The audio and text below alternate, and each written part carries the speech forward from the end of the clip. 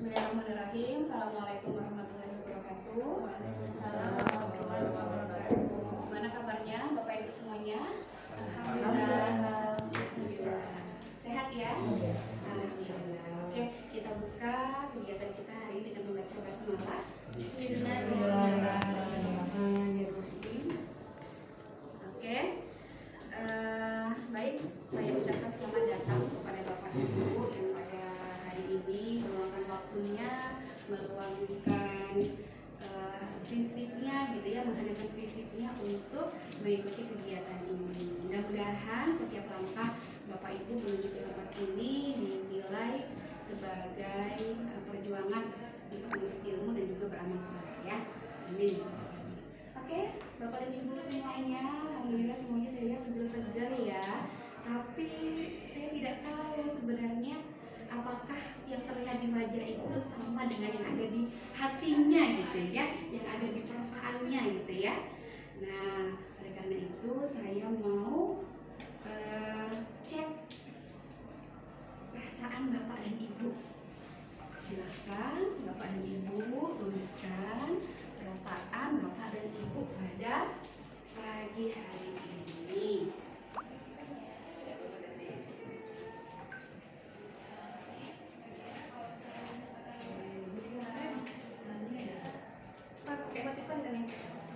Boleh pakai emoticon, boleh pakai kata-kata yang jelas. Bapak Ibu menuliskan perasaannya. Tidak harus bahagia ya, kalau sedih mungkin tadi cucian masih numpuk di rumah boleh juga ya. Mungkin kepikiran gitu dengan kerjaan ini. Silakan ya Bapak dan Ibu.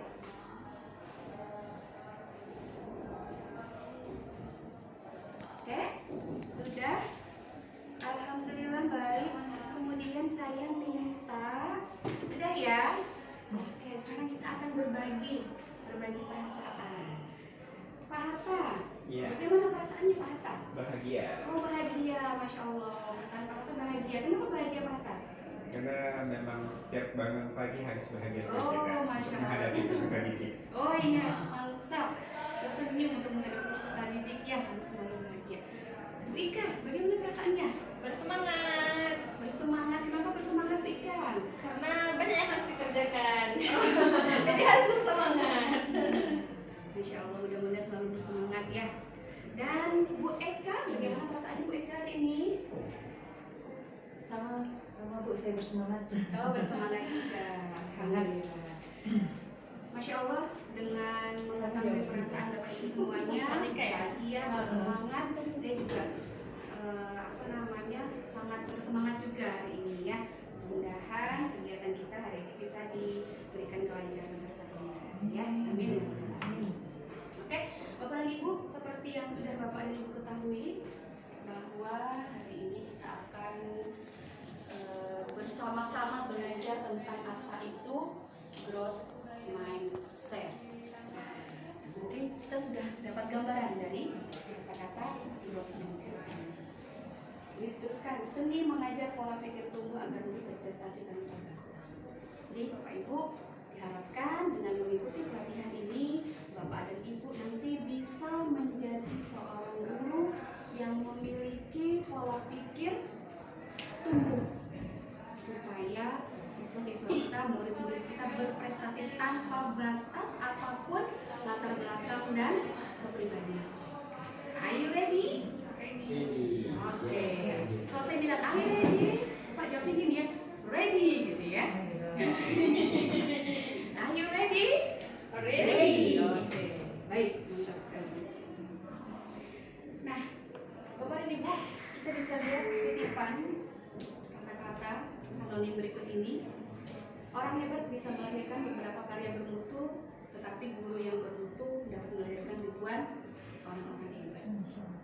Bapak Ibu bersyukurlah ketika hari ini Bapak dan Ibu berprofesi menjadi seorang guru, berprofesi menjadi seorang pendidik, karena akan banyak peluang untuk menciptakan karya-karya besar. Dan menjadi guru yang bisa menciptakan karya-karya besar itu juga harus menjadi guru yang besar terlebih dahulu. Apa yang besar? Pola pikirnya, semangatnya, insya Allah ya. Oke. Di sini saya akan mengenalkan, mungkin juga mengajak kita kembali untuk mengingat bahwa ya di sini ada sedikitnya tiga tokoh-tokoh. Mungkin kita bisa lihat dari yang pertama, namanya siapa Pak Hatta? Boleh dibaca? Wilma Rudolph. Wilma Rudolph. Pernah dengar tidak? Belum pernah ya. Wilma Rudolph itu adalah seorang atlet lari dari Amerika Serikat. Dalam sebuah event pernah dia mendapatkan medali sampai tiga sekaligus mendapatkan medali. Nah, Bapak Ibu tahukah Wilma Rudolph ini pada masa kecilnya dia pernah mengalami sakit polio. Apa tuh sakit polio? Ada yang tahu? Kakinya kecil sebelah. Kakinya kecil sebelah. Ada yang O gitu ya, atau X gitu. Dan juga mengalami sakit paru-paru, pneumonia, serta pernah demam dan menyebabkan dia ya sakit itu menyebabkan kakinya sampai kecil gitu ya, sehingga banyak orang yang beranggapan bahwa dia akan sulit untuk berjalan gitu. Nah, kondisinya seperti itu pada waktu masih kecil. Dan apakah mereka berpikir bahwa dia akan menjadi seorang atlet nantinya? Mungkin sebagian orang tidak memikirkan seperti itu, karena kondisinya saja sudah susah, berjalan saja susah begitu ya. Tetapi Wilma memiliki keluarga yang penuh kasih sayang. Silakan Bapak yang baru hadir, silakan untuk tempatnya ya. Nah, Wilma memiliki keluarga yang penuh kasih sayang, setia, kemudian keluarganya mensupport dan juga mengobati Wilma. Jadi setiap pekan itu diobati selama sepekan 4 kali untuk diterapi supaya penyakitnya bisa sembuh.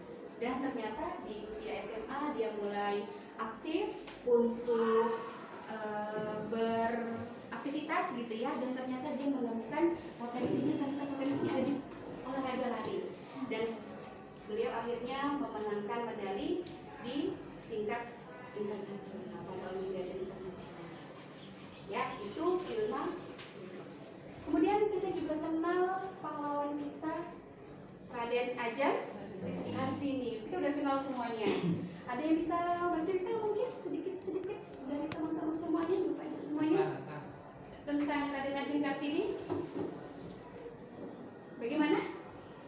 Dulunya beliau itu lahir pada saat zaman wanita itu sangat terkungkung ya, betul ya? Terkungkung, belum ada pendidikan yang memfasilitasi para wanita untuk bisa berpendidikan. Tapi apa yang dilakukan oleh ibu kita? Apa yang dilakukan? Emansipasi. Beliau menulis surat, menuliskan buah pemikirannya bahwa seorang perempuan itu juga memiliki hak untuk mendapatkan pendidikan yang sama dengan laki-laki, kesetaraan hak untuk mendapatkan pendidikan. Dia berpikiran terbuka, dia berikhtiar ya. Ikhtiarnya dengan cara apa? Menulis surat, mengirimkan, menyebarkan buah pikirannya, itu ikhtiar dia. Dan yang juga kita kagumi kisah para nabi-nabi kita ya, ada Nabi Muhammad, Nabi Musa, mungkin kita sudah sangat hafal ya, bagaimana contohnya misalnya siapa kita ambil? Nabi Musa tidak punya Nabi Musa pada saat kecil sudah tidak punya ibu, tidak bersama dengan ibunya maksudnya ya. Kemudian dia memiliki keterbatasan dalam hal lisan, tidak bisa berbicara dengan lancar, tetapi diberikan amanah oleh Allah untuk menjadi seorang penyeru gitu ya. Dan Nabi Musa, apakah dia menyerah dengan keterbatasan itu? Nah, karena Nabi Musa memiliki Allah SWT yang membimbing dan mensupport serta memberikan hidayah gitu ya di dalam hati. Baik, Bapak dan Ibu, dari sini apakah ada yang ingin memberikan komentar atau memberikan pendapat atau memberikan buah pikirnya gitu? Ada yang ingin berbagi mungkin? Ini ada? Oke, iya silakan Bu Eka. Coba yang nomor 1 tuh ya, Iya. Ilma Rudolf. Entah gimana berpikir saya tuh, gimana cara beliau lari ya? Cara beliau lari itu gimana ya? Ya, Karena menimbulkan pertanyaan bagi saya. Karena dengan keterbatasan, gimana orang tuanya itu meminta semangat anaknya sendiri. Dia itu sudah tidak merasakan lagi kekurangannya. Bagaimana caranya? Ya, nanti mungkin bisa dibaca ya ininya artikelnya. Insya Allah banyak di ini. Mungkin kalau mau lihat biografinya. Tapi kita juga tidak ketinggalan pernah melihat ada orang yang nggak punya kaki juga bisa lari ya, menggunakan kaki buatan ya. Banyak ini seperti itu. Jadi ternyata semangat mengalahkan keterbatasan gitu ya. Baik Bapak Ibu sekalian, setelah ini saya akan membagi Bapak dan Ibu menjadi 2 kelompok ya. Saya akan membagi kelompok berdasarkan kepribadian. Nah, kepribadian. Ada berapa kepribadian? 4 ya. Ada 4 ya. Berdasarkan berdasarkan apa dulu? Iya. Berdasarkan apa ya? Yang satu kepribadian itu ya. Beda-beda ini ya. Ada melankolis. Nah, yang itu Ustazah. Itu siapa itu? Melankolis. Tidak setuju. Oke, tidak apa-apa. Ya, kita juga mengenal kepribadian melankolis ini ya. Tapi kita menggunakan kepribadian itu melankolis, sanguinis. Pragmatis kan. Sudah ada yang tahu kepribadiannya apa? Oke, baik. Kalau Kayaknya. Melankolis akut. nah, saya akan menunjukkan beberapa ciri-ciri nanti. Dan kalau memang Bapak Ibu merasa itu adalah it's me, gue banget itu, ya gue banget itu, maka Bapak dan Ibu nanti saya akan akan berikan simbol ya 1, 2, 3, 4. Nanti Bapak tandai yang mana yang it's me itu 1, 2, 3, 4 gitu ya. Bisa dipahami ya? Oke, yang pertama, saya sangat suka keteraturan. Saya sangat suka kesendirian dan saya sangat mudah tersentuh hatinya. 1. Oke, silakan identifikasi. Yang kedua, saya suka keramaian. Saya sangat pusing dan stres kalau saya tidak punya teman. Dan saya adalah orang yang selalu ingin hampir di depan menunjukkan siapa diri saya sebenarnya. Oke, sudah? Yang kedua. Yang ketiga, saya adalah orang yang tidak suka dengan perkelahian, pertengkaran, perdebatan. Saya adalah orang yang cinta damai dan saya berteman dengan siapa saja. Yang keempat, saya adalah orang yang memiliki visi yang jelas. Saya bisa mengendalikan orang lain untuk mengerjakan dan membantu terwujudnya visi saya. Saya bisa dengan mudah memerintahkan orang lain untuk mengikuti apa yang saya inginkan. Oke, yang keempat, sudah dapat Bapak Ibu? Clara sudah dapat? Sudah. Sudah Pak? Pak Imam sudah? Sudah. Pak Rudini? Bu Eka sudah? Bu Ika? Sudah kali. Sudah kali? Kok nggak jelas ini ya? Pak Hatta dua Oke. nggak? Boleh dua tapi Harusnya 2 ya. boleh, bisa. Saya 3. Pilih yang paling dominan. Ya, ini yang paling dominan. Oke, yang pertama ada, silakan angkat tangan. Oke, yang kedua. Iya. Yang kedua tidak ada, yang ketiga. Oh, ada 3. Yang keempat. So.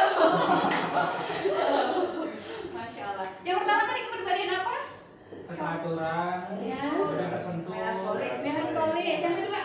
Itu sanguinis. Ya, sanguinis, selalu happy, pengen show up. Yang ketiga, pragmatis, cinta damai, tidak mau ada keributan. Yang keempat, koleris.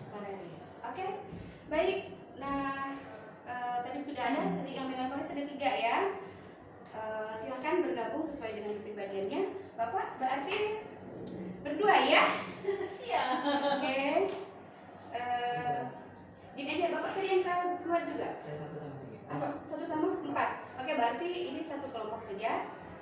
Bu Eka dengan Pak Rudi ini satu kelompok ya. Oke, sama-sama melankolis ya. Iya dong. Akut. Cuma ada ini ya. Kenapa? Apa karena saya tahu saya melankolis. Karena tadi 1 dengan 2. Satu dengan ada 4-nya juga ya. Tiga, empat. Oke, baik. Nah, Bapak dan Ibu, apa yang akan Bapak Ibu lakukan? Di sini saya sudah memiliki selembar kertas ya. Ada kolom-kolomnya. Kemudian saya juga sebentar, mohon maaf sebelumnya, sebelum kesini, sebelum ke kelompok, kita ingin checking ini dulu, mengecek dulu. Oke, yang kelompoknya kita PD dulu.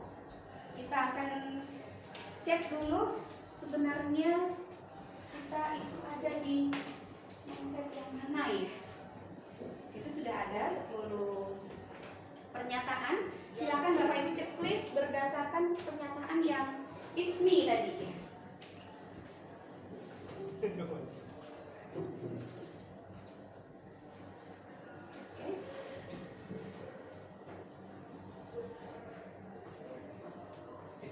Ya, di checklist. Kalau tidak itu bukan saya, maka dikosongkan saja.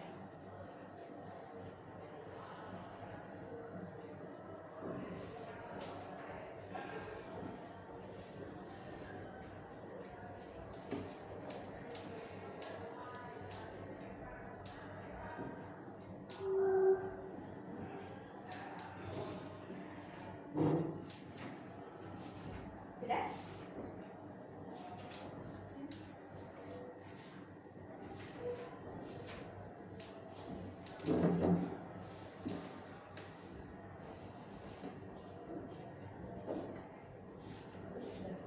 Oke, sudah ya. Oke, kalau sudah di keep dulu Bapak dan Ibu, silakan disimpan dulu kertasnya dan kita akan lanjut ke kegiatan selanjutnya berkelompok. Ini ya, ini untuk kelompok Bu Eka, kelompok ini dan ini untuk kelompoknya Pak Hatta, Pak Imam dan Bu Ida.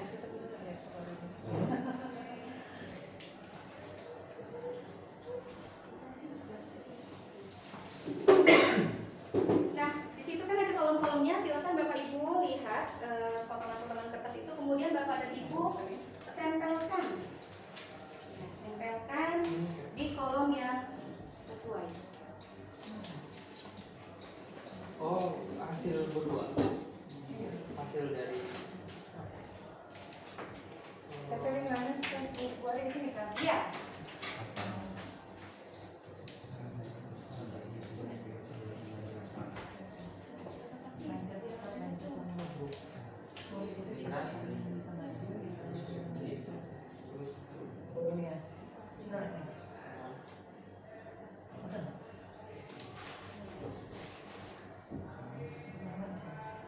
muridnya tidak akan bisa maju di pelajaran matematika. Tetap. Sudah diajarkan siapa bikin tetap ya kan? Tampak juga beda.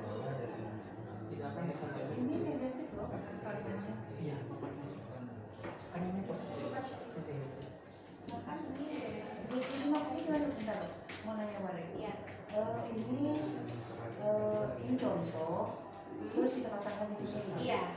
Ini misalkan dari orang yang menulis ini tidak akan bisa tuh. Ini pandangan Dari pelajaran matematika. pandangan kita. Orang ini masuk ke mindset gua atau tahu? Iya. Oh, gitu. Jika orang yang memiliki pemikiran seperti ini, dia masuk ke mindset Oh kita. iya.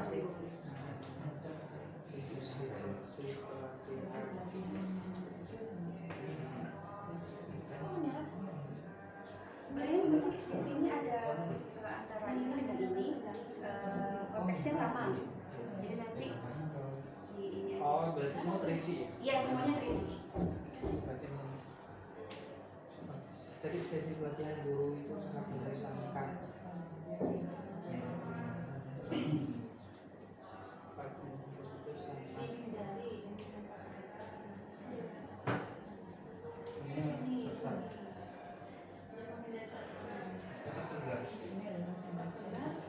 Mirip kan? Dapat kerja ada yang dapat negara dan umumnya tidak menentu. Jadi pelatihan guru-guru itu arti sesungguhnya menginginkan dia dapat negara dan umumnya memberi bisa menarik harus tentang pelajaran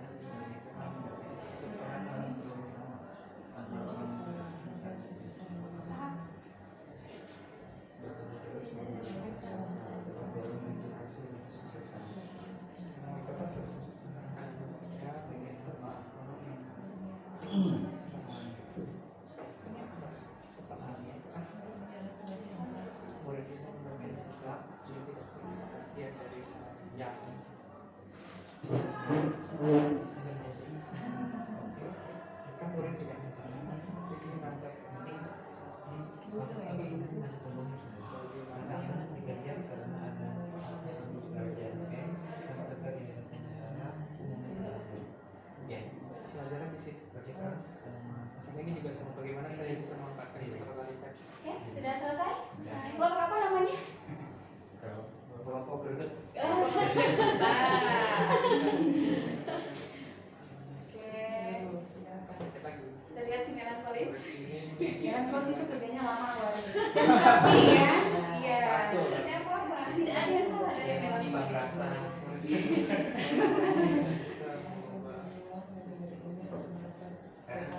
Oke, nanti masing-masing kelompok disiapkan juru bicaranya, satu orang. Emansipasi.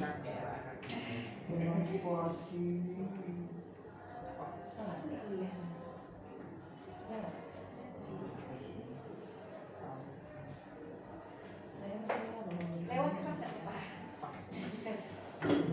Oke, alhamdulillah. Kelompok apa ini? Pak, Bu? Bu, ikan saya. Kelompok kelompok kelompok hebat. Ya, ini greget, ini hebat. Oke, baik. Bapak dan Ibu, alhamdulillah sudah selesai semuanya ya. Sekarang silakan masing-masing juru bicaranya untuk menjadi duta. Menjadi duta di kelompok sebelahnya. Jadi bertukar ya. Oke, silakan. Kelompok ini siapa dutanya? Bu Ika, silakan. Bu Ika, kelompok hebat. Saya. Oke, Pak Rudini, silakan bertukar menjelaskan. Iya, menjelaskan apa yang tadi atau gini aja ya. Mau dibawa ininya, mau dibawa.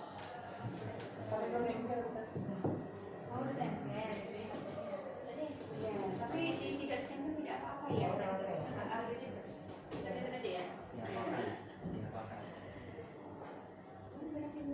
Oh, atau audiensnya pindah aja mungkin? Saya minta. Bu Ika pindah. Gimana? Bu Ika pindah ke sini. Yang jelasin siapa?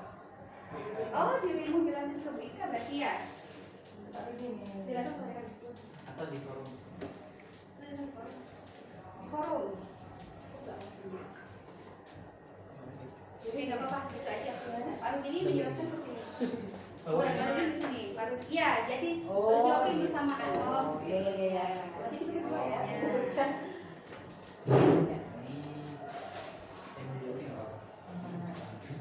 Nah, di sini dari ada 3 tabel ya, kita dikasih ya, ada situasinya apa, ada 5 situasi. kayak kembali ya. Kita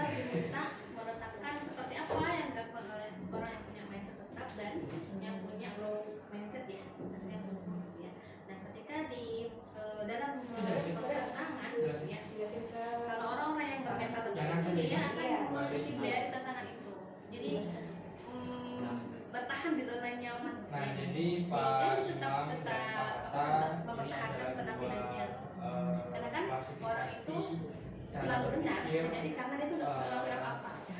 Orang yang salah-salah itu kadang karena dia nggak melakukan.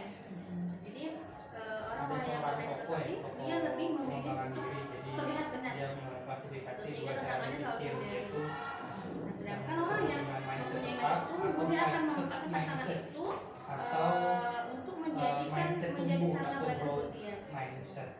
Nah, ciri Dan khas kalau untuk sekali untuk orang-orang merespon yang sebuah punya sederhana, pola orang pikir tetap dan yang, pola mindset pikir tetap tumbuh akan itu ciri menyerah khas dari sekali. kendala itu kemudian mundur. Misalnya di Sedangkan, klasifikasi orang-orang yang mindset tetap ini mindset biasanya mereka tegar. disebutkan di sini, Kemudian tidak saya menyerah. tidak akan bisa menjadi guru Kemudian dalam sedengan usahanya, dia. dalam Jadi ikhtiar semacam hidup ada itu, block belief, mindset tetap ini keyakinan dia yang akan melihat dibatasi, limiting belief, usaha bahwa itu dia tidak hanya untuk akan orang-orang bisa yang tidak bisa. menjadi guru sehebat orang Sedangkan, lain. Mungkin untuk dia orang yang merasa mindset orang itu, lain mindset punya itu, kelebihan, kompetensi, bagaimanapun dia sudah bisa, dan maka dia tetap dia selalu membandingkan berusaha. dengan kompetensi Karena kan, dirinya, sehingga Itu tetap tidak akan mindset atau mindset tetap itu ketinggian apa ilmu ya. namanya? Waktunya habis. Terima kasih Bapak dan Ibu. Kita beri aplaus dulu untuk semuanya. Masya Allah, hebat tadi kelompok gerget. Selesai? Selesai ya? Alhamdulillah. Kelompok hebat? Iya, Ya. Sama. Alhamdulillah. Selesai. Oke, Ustazah, Bapak dan Ibu semuanya, silahkan memberikan tanggapan dari apa yang sudah dijelaskan oleh masing-masing kita tadi.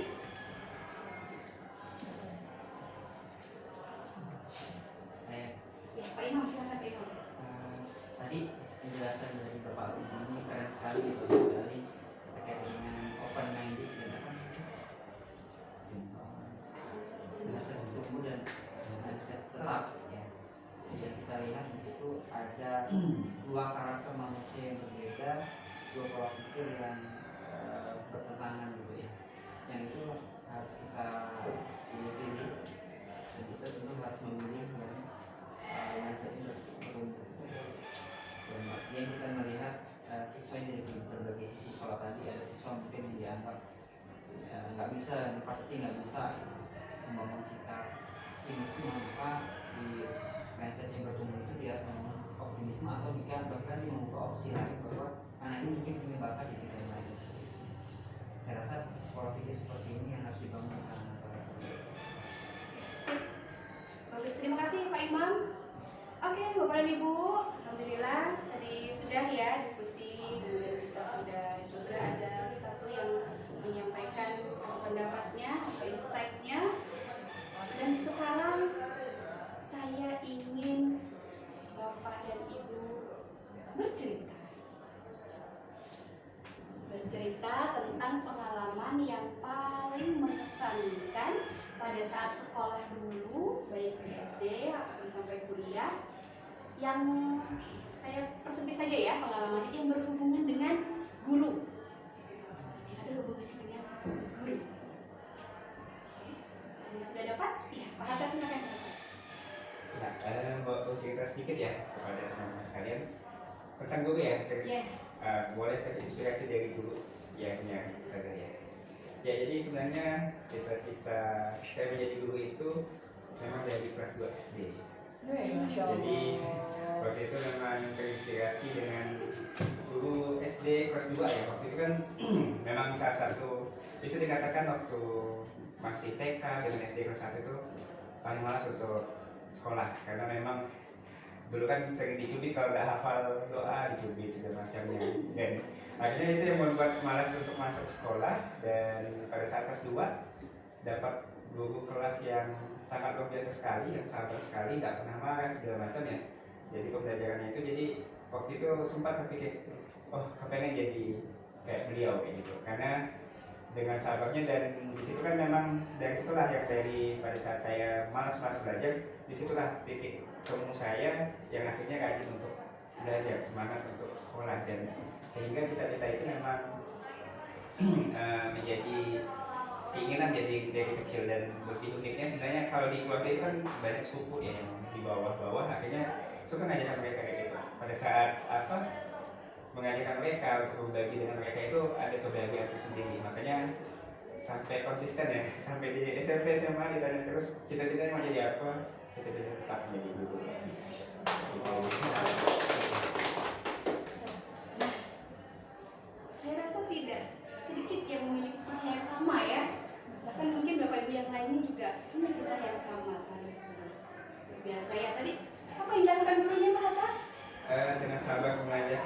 dan bimbing anaknya itu telaten sekali kayak gitu. Sabar dan telaten, ternyata itu yang menjadi deep experience bagi Pak Hatta. Jadi seorang murid sampai menjadikan jalan Pak Hatta memilih profesi, gitu ya, memilih profesi luar biasa ya.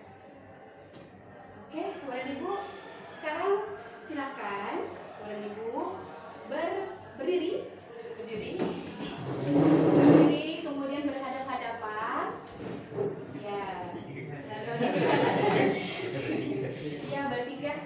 Oke, kita akan melakukan kegiatan tea party namanya. Apa? Tea party. Apa itu tea party? Party teh. Iya, pesta minum teh. Tapi kita nggak minum teh karena lagi puasa ya, dan nggak boleh juga minum sambil berdiri. Maka kita akan tea party-nya sharing.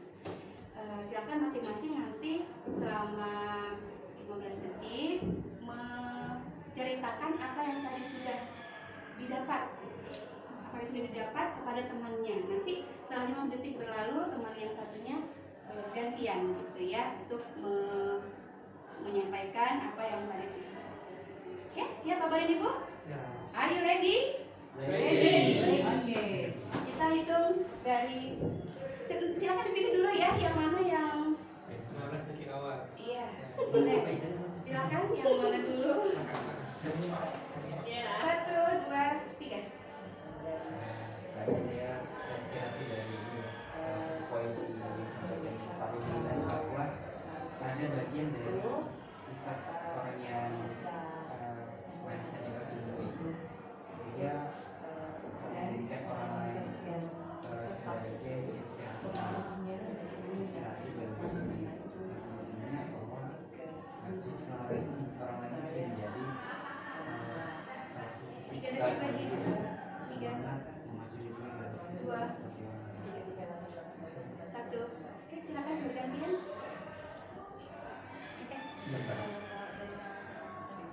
Ya kalau saya tadi barusan insight-nya bagus dari cerita dari Pak Hatta tentang telaten ya. Salah satu dari guru ini artinya membuat kita juga harus berpikir bersikap bahwa anak-anak kita agar mereka punya mindset yang buat kuat dari apa yang kita perjuangkan, kepelatihan kita, kepelatihan kita, maka boleh jadi hal yang sama akan dialami seperti yang dialami Pak Hatta ketika kita dari kecil tumbuh berkembang, cara berpikir berkembang, makin sukses, dan kemudian itu yang kita harapkan untuk anak-anak kita. Apapun, kalau asalkan profesi guru, pengen jadi guru, anak-anak kita fasilitasi untuk meningkatkan keterampilannya. Oke, start. Bergantian terakhir. Yang sudah boleh duduk. Silakan. Yang didapatkan materi ini ya, grow mindset harus kita terapkan ya sebagai seorang guru, yang dimana kita tidak memandang siswa dengan dari negatif saja, tapi gimana caranya kita harus mencari sisi positif yang ada di siswa tersebut, karena semua siswa pasti ada waktu-waktunya untuk menemukan hidayahnya kayak gitu. Oke, tepuk tangan dulu semuanya. Luar biasa. Baik, Bapak dan Ibu, alhamdulillah tadi sudah ada tea party ya. Kita merangkum apa yang sudah kita dapat dan saling berbagi. Mudah-mudahan saling berbaginya kita tadi bisa menjadi penambah insight juga bagi teman-teman yang lainnya.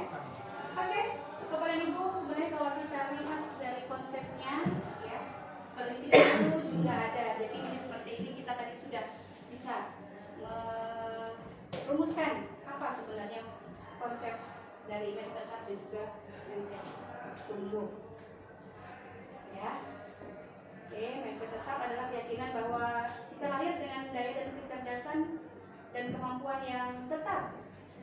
Orang yang bekerja dengan pola pikir seperti ini cenderung menghindari tantangan dan kegagalan. Mereka membatasi diri dari pengalaman dan pembelajaran. Aku seperti ini ya sudah, memang aku seperti ini. Itu mindset. Kalau tumbuh, maka dia yakin dengan latihan, tekun, usaha, kerja keras, maka seseorang itu memiliki potensi tanpa batas untuk belajar dan berkembang, sehingga dia tidak takut menghadapi tantangan, percaya diri, tidak khawatir dengan kesalahan ya sudah, itu untuk pembelajaran, tidak takut untuk berbuat salah ataupun mempermalukan diri sendiri, tetapi fokus pada proses pertumbuhan diri. Baik, Bapak dan Ibu,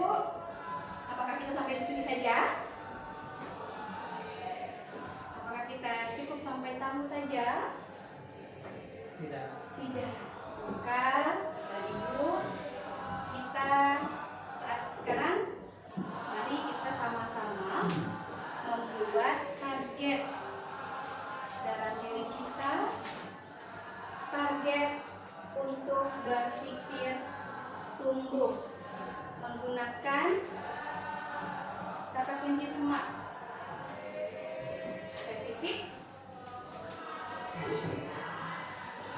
measurable, actionable, realistic, dan timely.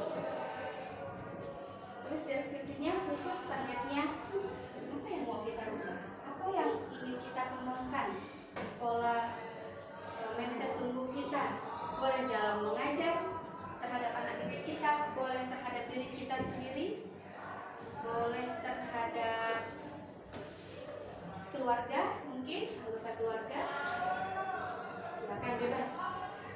Tapi targetnya tadi SMART, spesifik, apa? Harus jelas. Kemudian terukur, bisa terukur 2 kali kah, 3 kali kah, gitu ya. Kemudian actionable dan kira-kira bisa dilaksanakan.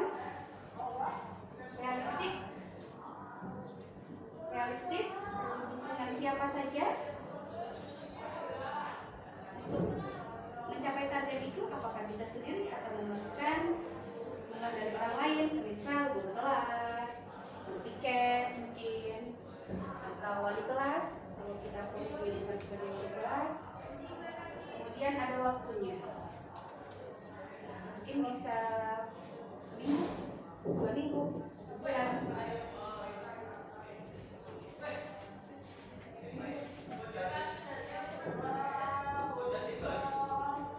Itu saya bacakan contoh ya untuk membuat target SMART berkaitan dengan mindset tumbuh. Minggu kedua sekolah saya sudah bisa memanggil murid-murid saya dengan namanya dan mengetahui kesukaan mereka di luar sekolah. Targetnya memanggil murid-murid dengan namanya dan mengetahui kesukaan mereka di luar sekolah. Untuk mencapai target saya akan menggunakan nama murid sesering mungkin dan memberi survei tentang hobi mereka. Saya akan mencatat informasi ini di denah kelas dan menguji diri saya dalam kemajuan saya setiap minggunya. Jadi diupdate setiap minggunya sudah berapa yang bisa dihafal.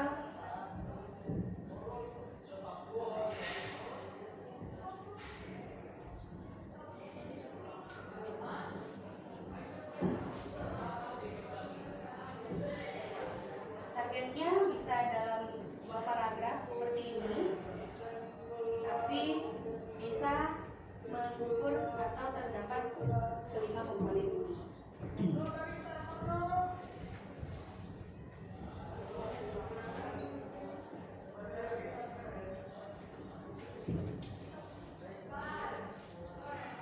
Sudah? Oke. Baik, sudah ya semuanya. Alhamdulillah. Bapak dan Ibu, alhamdulillah kita tadi sudah melakukan serangkaian kegiatan ya.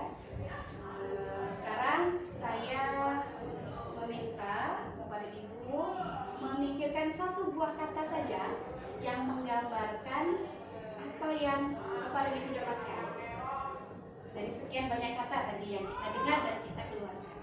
Satu kata saja. Sudah dapat? Sudah? Satu kata saja? Sudah? Kita sharing ya, kita berbagi. Pak Hatta? Motivasi. Insight. Telaten. Berubah. Grow. Bapak Ibu sekalian, banyak hikmah yang bisa kita ambil dari pembelajaran kali ini, dan mungkin